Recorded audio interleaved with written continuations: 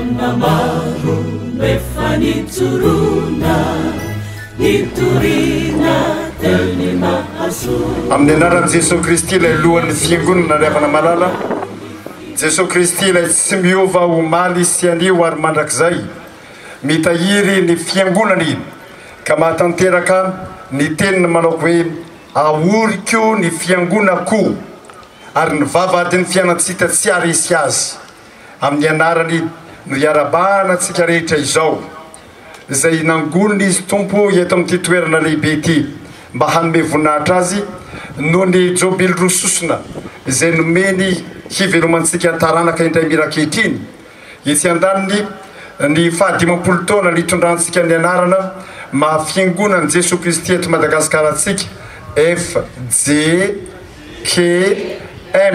antsika sy ny faharoanjato taona natongavan'ireo mpampian'Andriamanitra missionnaire avy any Pays de Galles mora marina any Angleterre izay nitondra ny filazantsara teto tamin'ny taona 870 ary isorantsika n'Andriamanitra izany. Misaotra n'Andriamanitra isika ravana malala raha voliny eto ankehitriny ary miarahaba antsika rehetra mahatratra izao fanokafana ny tonjobily rososona izao. Ny tenin'Andriamanitra no fanorenan'ny fiangonana ary amin'izao fahatsirovana maneran-tany amin'ity taona 712 ity ny fahadimanjato taona ny réformation izay natomboka tany Allemagne miaraka tamin'ny Martin Luther sy Jean Calvin tena fantatsika fa nisy maro moa izy dia mainka koa antery ny fiangonana izany fiverenana sy fiorenana amin'ny tenin'Andriamanitra izany koa iaraka handray izany tenin'Andriamanitra izany isika aoka isika hivavaka ary manasanareo hamerina izao tonombavaka izao isaky ny miato ahy raha sy takareo ry havana malala ho vavaka iombonantsika hivavaka isika ry Jesosy Kristy velono misaotra anao zay noho ny amin'izao tonjobily izao zay sokafanay amin'ny anaranao fantatray fa velona ianao ka miteny ary tonga eto izay mba hiaino anao mangataka ny fanainao masina ary zay hanazava ny teninao aminay mangataka ny fanainao masina izay hanazava ny fosy ny sainay koa handraisanay amin'ny fankatoavana ny teninao. Misaotra Jesosy fa amin'ny anaranao nanaovanay izany vavaka izany. Amen. Ny filazantsara rakan'i Jaona toko 9:20 ry havana malala no andeha andraisantsika ny hafatriny tompo amin'ity fanokafana ny tonjobily rososona ity. Filazantsara rakan'i Jaona toko 9:20 ny andininy fahatelo amby telopolo ny tapany faharoa. Ny andininy fahatelo amby telopolo tapany faharoa. Teny izay vaovao mandrakariva tiany tompo omena antsika. Eo anatrehanareo fa izany teny izany ry havana. Jaona toko 9:20 andininy fahatelo amby telopolo tapany faharoa.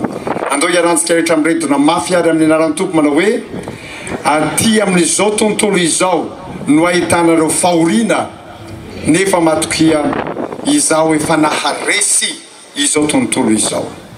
Izany ry havana malala no tian'ny tompo hanafarana antsika. Ary rehefa miaino izany tenin'i Jesosy Kristy izany isika, inona no afatra zay tiany omena antsika manokana eto ampanokafana izao jobily izao mba hiainantsika eo ampamaky vakina ity tonjobily ity eo amin'ny fiainantsika tsirairay avy, eo amin'ny fiainantsika isa tokantrano, eo amin'ny fiainantsika isa mpiangonana, eo amin'ny fiainantsika isa mpitandremana, eo amin'ny fiainantsika isaky ny sonadapartany ary ny fiainantsika manontolo amin'ny mahafiangonany Jesosy Kristy antsika eto Madagasikara. Izao no afatra ho antsika ry havana malala. Ny voalohany dia izao maneke hibebaka. Ny voalohany dia ny hoe maneke hibebaka. ny voalohany dia ny hoe maneke hibebaka. Zao mantsy no ambaran'i Jesosy eto, izaho efa naharesy izao tontolo izao. Jesosy Kristy nandresy izao tontolo izao ry havana malala, dia Jesosy Kristy nandresy ny fahotana. Jesosy Kristy nandresy izao tontolo izao ry havana malala, dia Jesosy Kristy nandresy ny ratsy. Jesosy Kristy nandresy izao tontolo izao ry havana malala, dia Jesosy Kristy nandresy ny fakapanahy.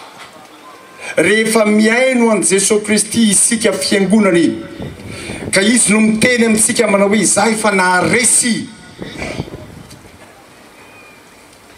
dia mientefa amintsika ny fanontaniana manao hoe ary izaho mba ahoana, mba efa naharesy zao tontolo izao ve aho?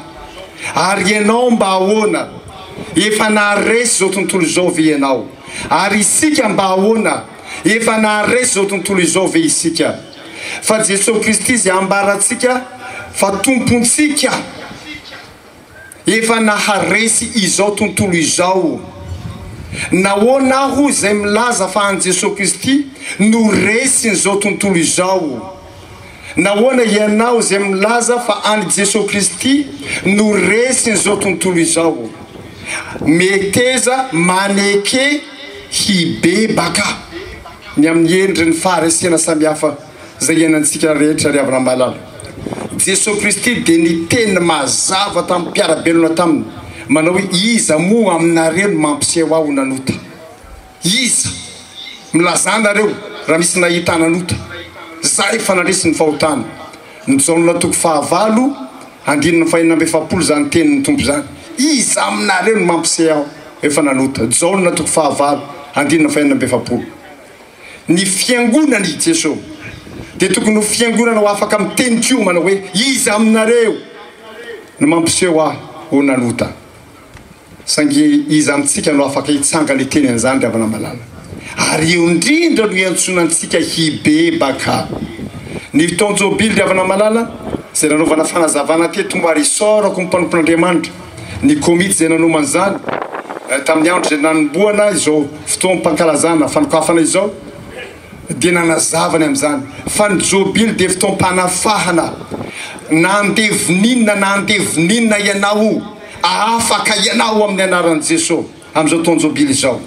Ny mpisotro tokatra amin'izay afaka ianao amin'ny tokanao, fa tsy miditra am-piangonana ianao varimbariny mivoaka avy eo ianao midoladola.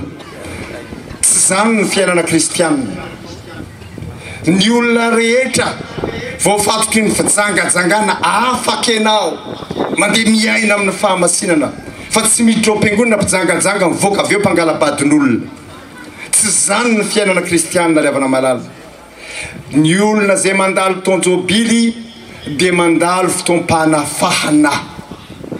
Ary eo ry havana no nentsonantsika hibebaka, ka mibebaka ny amin'izay ataontsika fa tsy mainka hijery ny ataon'ny hafa.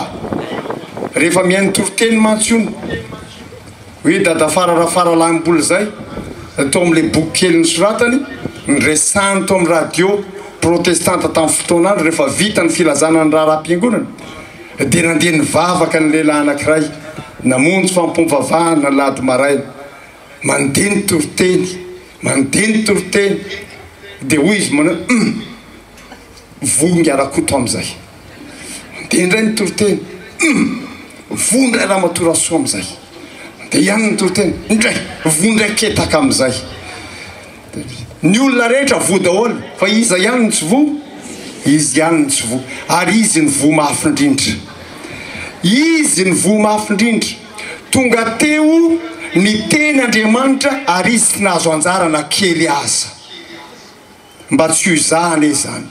Mibebaka tompoko, mibebaka ny filohan'ny FJKM, mibebaka ny Brofoibe, mibebaka ny mpanatanteraka, mibebaka ny tompona raikitra rehetra atao amin'ny fiangonana, mibebaka ny mpitandrina rehetra, mibebaka ny katekista delege rehetra, mibebaka ny mpiandro rehetra, mibebaka ny dekona sy lolona rehetra, mibebaka ny mpandray fanasany tompo rehetra, mibebaka ny tompona andraikitra amin'ny sampany ny komity vao miera rehetra, mibebaka ny kristiany FJKM tsirairay avy, mibebaka ny amin'ny endrim-paharesena rehetra.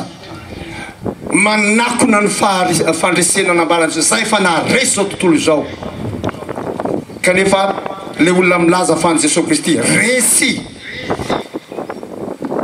no ahitan'izao tontolo izao azy azonareo ve zany driavako izany no antson'Andriamanitra amin'izao tonjobily zao tena maniry mafy Jesosy Kristy ahita lehilahy sy vehivavy olon-dehibe sy tanora ary ankizy efijekemo afaka hiteny tahaka azy manao izay fa naharesy zao tontolo izao tsy resy ny fahazaran-dratsy koa tsy resy ny fahotana fanao koa tsy resy ny ratsy fa nandresy azy avo zany revana malala no antson'Andriamanitra satria mandalo fotoan-jobily isika mandalo fotoam-panafana isika zay vo avy nio fa natao amin'ny mpitandrina mivady revana malala ary mazava amin'ny fampianarana zay nomena natao antson'Andriamanitra hibebaka isika fa Andriamanitra no miasa ao anatintsika haizantsika mibebaka marina ny anjarantsika manaiky zany asan'Andriamanitra zany hoe Andriamanitra mampibebaka anao ianao ve manaiky ny asan'Andriamanitra mba hibebaka isika tokony olona hafa avokoa ny olona lahatra miverina avy ety antseranana rehefa miverina ny toerana misy azy ihany tokony olona hafa avokoa ny olona lahatra mandrety fampomivavana ity na aiza hatramin'ny any an-dafy satria ny synodam-paritany any an-dafy fahavalo amin'ny telopolo amin'izao fotoana zao fa fito amin'ny telopolo manao fampomivavana lehibe toy ny antsika koa izy ihany ary anana fotoana raha misakafo koa izy ihany izay rehetra miombona izao tonjobily zao hanaiky ny fanafahan'Andriamanitra maneke hibebaka zay ny afatra voalohany ny afatra faharoa revana malala ty zao meteza hatoky ny faharoa dia ny hoe meteza hatoky ahoana hoy Jesosy aty amin'izao tontolo zao no ahitanareo fahoriana ahoana ny toy nefa matoky meteza hatoky matoky ianao ao anatin'ny fahoriana zay lalovanao atoky ianao ao anatin'ny fijaliana zay lalovanao amin'ny maha Jesosy Kristy anao tsy hoe mijaly sy ory akory no ny adalana fa mijaly sy ory no ny maha Jesosy Kristy anao mety ahita zany fijaliana zany ianao saingy zao hazakivy inona ary ty kivikivy ty hazakivy misaotra n'Andriamanitra sika nambara teo ny zavatra mahatsiravina ny tranga tamin'ny lalana akaiky nakazo be iny misaotra n'Andriamanitra isika fa misy amin'ny olona tao anatin'ny fiarakodia nisy efa mianaka izy tsy naninitsy ary tonga eto zao miara-mivavaka amintsika eto zany ny fiainana kristianina ry havana fa tsy akory nisy iny tsy andeha tomobile tsony tsy zany io meteza hatoky an Jesosy Kristy ry havana malala ireo avantsika avy any be mara ny fonganany dahalo avokoa ny zavatra rehetra ary tsy ny avy any be mara any moa fa ny avantsika avy any ambonina mpamarina araka taminy lasa tany dao ny fitaovana saribita rehetra ny raha ny asa tany fa tsy kivy tsika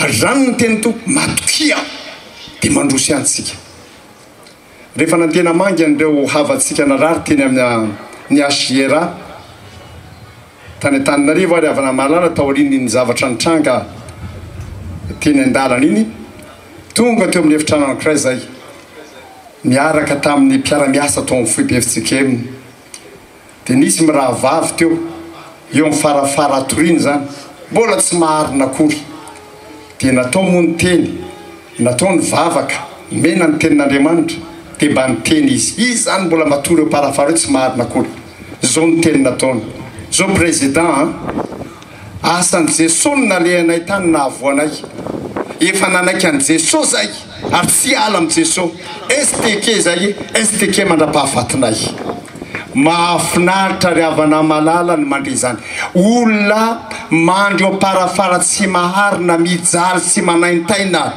no miteny zany amintsika zay matanjaka ry havana malala efa nanaiky an' Jesosy tsy ny zavatra mitranga akory no ampiala amin' Jesosy mahafinaritra zany ry havana dia nandeha namangy manokana tany Soavinandriana moa zay satria avy andry zareo dia nisy fionana tany ary mahafinaritra ny nandreny fijoroana vavolombelona renay tany tamin'ireo kristianina havana tany Soavinandriana ry havana malala nisy mpivady izay namoy ny zanan'lay tokana tamin'ny lozy iny ny zanan'lay tokana fa rehefa eniny ny loza zay nitranga dia izy no niteny tamin'ny pastera manao hoe mahereza pastera kristianina sika tsy zany akory nampiemotra antsika amin'i Jesosy mahafinaritra ny olona tokony hampaherezana indray mampahery zany ny kristianina ry havana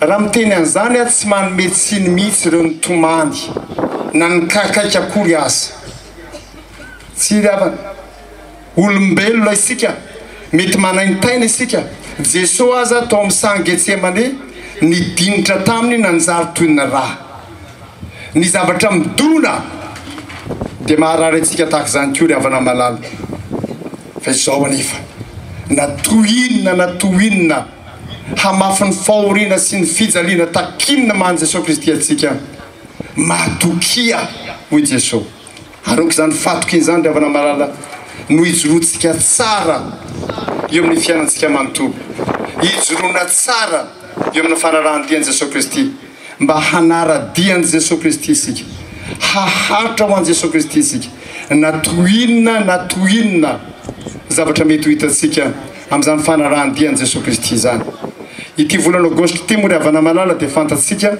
fa volana izay ahatsiarovana efitsekema manokana ny martiora raha salama martiora moa ny tena niaingany zany fahatsiarovana zany kanefa tsy izy ihany fa ireo martiora rehetra zay niaraka tamin'izany fotoana zany satria nandritry ny 30 taona teo eo ny fanenjena tamin'ny andro-drana valina voalohany ry havana malala ary olona marobe no miaran'izany fanenjena zany ny sasany no lefonina ny sasany navarina teny amin'ny antsana ny sasany tapahan-doha ny sasany noravampananana ny sasany lasa natao sesitany ny sasany naongana tamin'ny marobonahitra nananany ka na dia olona nanana marobonahitra ambony aza dia navery no vata miaramila tsotra sy ny sisa ry havana malala ny sasany nampisotroana tangena dia izany rehetrarehetra zany no niaran'izy ireo saingy naharitra tamin'ny filoan'izy ireo ary mba fantatra ireo ve ry havana malala ny tantara dia mirakitra zava-mahagaga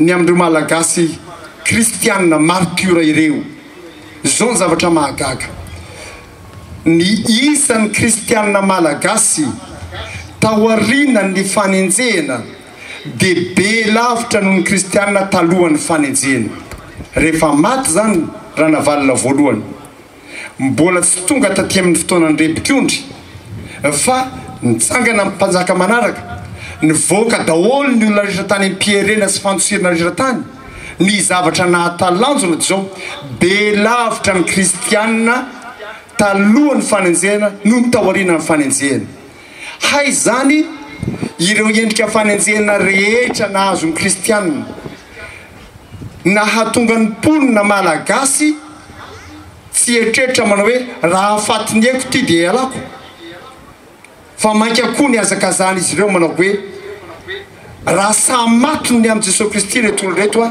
mariny zany io Jesosy Kristy io ary zany ry havana malala mbola antenain'i Jesosy Kristy ho hita koa amintsika taranaka ankehitriny saingy ny mila tandremana tsara zao manao hoe tsy hoe satria tsy misy fananjena toy ny amin'ny andro navalina ankehitriny ary esorantsika an'Andriamanitra zany amin'ny lafiny anankiray dia atoritory isika tsia ny devoly tsy manao vakansa mbola miasa izy ary manenjika ny fiangonana isan'andro enjeny aho enjeny ianao nefa azakivy matokia dia mahereza ravako za ohatra mba te hangataka kely anareo aloha zao mba resotana aloha zay akaikaiky anao dia hoe mahereza ravako resotana izy fa fotoana tokony fampaherezana mihitsy zao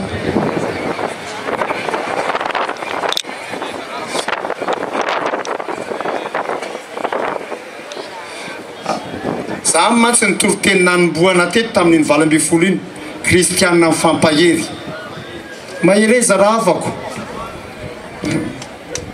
tsy mila mifanakivy mihitsy mahereza raha afako ary mipivady koa mba mifampahery a sao dia mipivady manao inona nataondrananao mena doky io kely ataovy mahalala atandreo mahereza raha afako zay mahereza raha amarana azy ary avana ny afatra voalohany ho antsika dia ny hoe maneke hibebaka ny afatra faharoa dia ny hoe meteza hatoky ary ny afatra fahatelo farany sahia mijoro ny afatra fahatelo farany sahia mijoro sahia mijoro ho vavolombelony tompontsika zao mantsy ravana malala isika zany zao a amin'ny mahafingonana protestanta réformé antsika dia mitandrina tsara mihitsy amin'ny famakina ny soratra masina zany ny toetra manavaka ny protestanta réformé tsy mamaky ny soratra masina amin'ilay tapany kely iny dia raisina hivelan'ny tontolony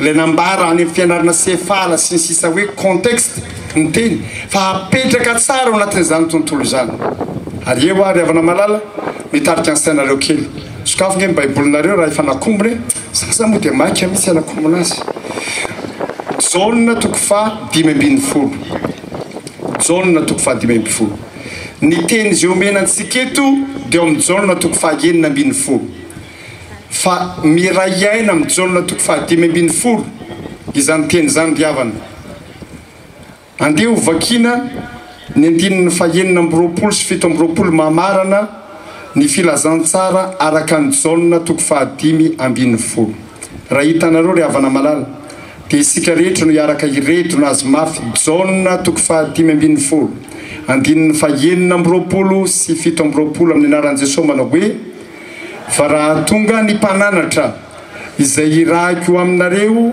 avy amin'ny ray dia ny fanahin'ny fahamarinana izay mivoaka avy amin'ny ray dia izy no ho vavolombelona hanambara ahy ary ianareo koa dia vavolombelona hanambara satria ianareo efa teto amiko hatramin'ny voalohany zay ny mamarana ny toko fa 5:10 dia andongo eo vakina ny fiandohan'ny toko fa 9:20 hoe ny 9 sy faharoa fotsiny izany teny zany dia efa nilazaiko taminareo mba tsy hatafotoana anareo androka anareo hiala amin'ny sinagogy izy eniko avy ny andro ka ataony zay rehetra mamona anareo fa manatitra fampomvavahana ho an'Andriamanitra izy dia io toko io ry havana malala no miafara amin'ilay teny ningatsika manao hoe aty amin'izao tontolo izao no ahitanareo fahoriana nefa matokia izaho efa naharesy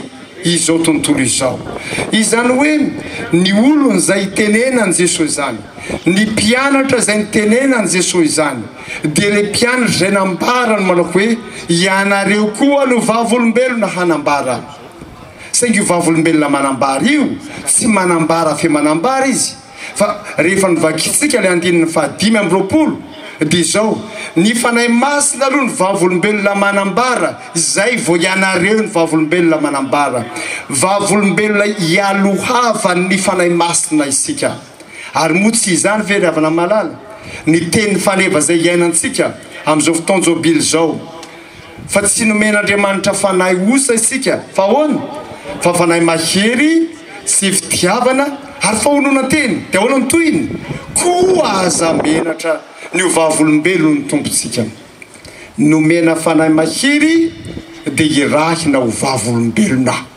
zany izy raha ka dia mandehana ary havana ekeo zany asan'ny fanahy masina anatinao zany dia mandehana ianao mijoro tsara ho vavolombelona zavatra lehibe ry havana malala ny ananterana eto amin'izany fijoroana ho vavolombelona zany satria Jesosy miteny hoe vavolombelona manambara dia miteny eto anivon'izao tontolo izao mitaona eto anivon'izao tontolo izao isika anterina eto ny antso ho an'ny fiangonana FJKM tsirairay avy mba handehana ny fiangonana FJKM tsirairay avy manao tafika masina isambolana mandehana ry havana malala miandry antsika hijoroko vavolombelony Jesosy. Izy tsy manonofy atoandro, fantany fa sarotry zany.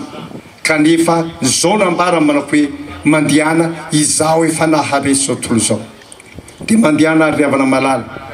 Misaotra n'Andriamanitra sika riavana malala ny amin'ny ezaka izay atao. Tiako ny anantitra ny fisaorana n'Andriamanitra manokana ny aminareo synode apartany, ny aminareo fiangonana, ny aminareo mpitandrina zay ny tena ny lofo mihitsy ny tady ny fomba rehetra anatanterahana zany tafika masina isambolana zany mahazo tatitra matevina dia matevina ao amin'ny bloc ao avy amin'ny asa zay nataonareo. Ary rehefa mamaky zany ezaka nataonareo zany dia misaotra n'Andriamanitra ny amin'ny faneketsika andeha nefa ny vokatra sy ny voninahitr'Andriamanitra anseho koa tamin'ireny asa samihafa efa atao reny. Dia manohitsika tompoko tohizo ny fijoroano vavolombelona manao tafika masina isambolana ny fiangonana efiJekemy marehetra. Renareo kristianina zany rehefa mba miteny ny mpitandrina anareo hoe andao riavana aza velo pastera mivady rery no mandeha mitety any. Tsy zavatra tsisy mihitsy moa zany fa mba ohatra fotsiny fa rehefa miteny pastera tenina mirohatra sy mavitrika daholo nareo. Rehefa mba miteny ny AFF any aminareo any dia mandihana riavana tanterao zany iraka ampanaovany tompo izany. Fa saingy zao tiako ny amarana zany resaka fijoroano vavolombelona zany amin'ny zavatra anankiray lehibe riavana malala. Nantsoina koa isika mba ho vavolombelona ny fitiavan'Andriamanitra. Vavolombelona ny fitiavan'Andriamanitra amin'ny alalan'ny fifankatiavantsika. Amin'ny alalan'ny fifankatiavantsika. Zao mantsy riavana. Rehefa mamaky ny soratra mikasika ny Jobily isika dia manaitra ny fiverimberenanao amin'izany soratra ny amin'ny Jobily zany manao hoe ny olona rehetra any am-pielezana rehetra any andana dia miverina ny anivon'ny fianakaviany daholo dia miona indray mimpianakavy dia mifankahita indray mimpianakavy dia miaraka misakafo indray mimpianakavy dia eo anivon'ny fianakaviany no anatanterahana zany fotoana Jobily zany. Isika riavana malala ny mpianakavy ny finoana ray ihany. Izao fotoana Jobily zao dia andrasan'ny tompo mba hiainantsika izany fijoroano vavolombelona amin'ny fitiavan'Andriamanitra sy ny fifankatiavantsika samysika izany. Aitsika tsy enjery riavana ny Jaona 3:10 ny 4:telopolo zay nanafaran'i Jesosy manao hoe didy vaovao nolomeko anareo. Tenininy teny mba hifankatiavanareo. Eny aoko tahaka ny tiavako anareo no mba hifankatiavanareo kosa. Izany no ahafantaran'ny olona rehetra fa mpianatra nareo raha mitondra baiboly. Ahoana moa izy? Raha maninona e? Tsika mantsy tianao hoe izany no ahafantaran'ny olona rehetra fa mpianatra kristiana raha mitondra baiboly. Tsy riavana. Za koa tsy milaza manao hoe rasy ny fitondrana baiboly. Tena zavatra tsara mihitsy zany. Fa ianao mitondra baiboly io ny fonao manahoana ampiara-mivavaka aminao, ampiara-miasa aminao. Izao taona Jobily zao riavana dia ho taona Jobily ny fahadiovam-po. Sambatra madio am-po dia andao ary tompoko. Zao nataon'ny kristianina anankiray tamiko. Fantaro tsara mibaiko an'i Jesosy izy. Fa ahoana moa ny itiavako azy? Izy aza mitsanganao fahavaloko. Izy aza mitsanganao fahavaloko. Dia hoe ataminy manao hoe mitovy ve ny baibolitsika? Za dia mahita ao amin'ny Matthieu 5:7. Matthieu 5:7 ny tenin'i Jesosy manao hoe tiava ny fahavalonao. Tiava ny fahavalonao. Dia hoe ataminy manao hoe ka rovina indray ary mba hampiaranao an'izany tenin'i Jesosy zany. Rovina. Za zany tsy teteny hoe za raha azy izy mitsangana fahavalo ampiarana an'le tely. Za mbola tsy nampiatra an'io mihitsy. Ity zany zao mba misy université lehibe ny fitiavana hakana diplôma ambony ny amin'ny fanatanterahana ny fampianaran'i Jesosy hoe tiava ny fahavalonao. Tiava ny fahavalonao.